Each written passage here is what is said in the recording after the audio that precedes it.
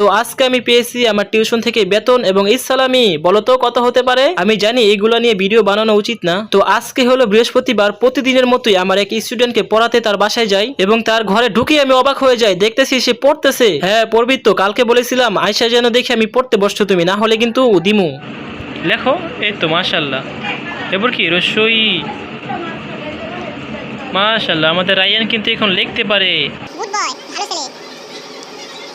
আয়ান, তো হয় না, আমাকে বলো তো এই স্বরবর্ণ কয়টি? জোরতে বলো। 11টি। স্বরবর্ণ কয়টি? 11টি। ব্যঞ্জন বর্ণ কয়টি? কয়টি? স্বরবর্ণ ব্যঞ্জন বর্ণের সাথে আরো কয়েকটি প্রশ্ন করছি, সবগুলো পেরেছে মাশাআল্লাহ। তো আজকে রায়ানকে পরীক্ষা নিতেছিলাম, এখানে স্বরবর্ণ ভালোভাবেই লিখছে তাই ভেরি গুড দিছি, আবার এখানে অ্যালফাবেট লিখছে তাই ভেরি গুড দিছি। আর আমার ভেরি গুড কিন্তু হ্যান তেন ভেরি গুড না, আমার ভেরি গুড তার আম্মুকে দেখাই আছে, মজা খেতে পারবে। আর বাসায় আসার সময় আকাশটা মেঘলা মেঘলা ছিল এবং দেখো আমি কত টাকা বোনাস পেয়েছি।